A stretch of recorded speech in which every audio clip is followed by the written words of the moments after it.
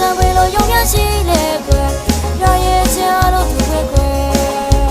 သူတပိုင်းရတဲ့ချက်ကိုပြောနေကွယ်ပြောင်းချိုက်တာကဒီရပဲ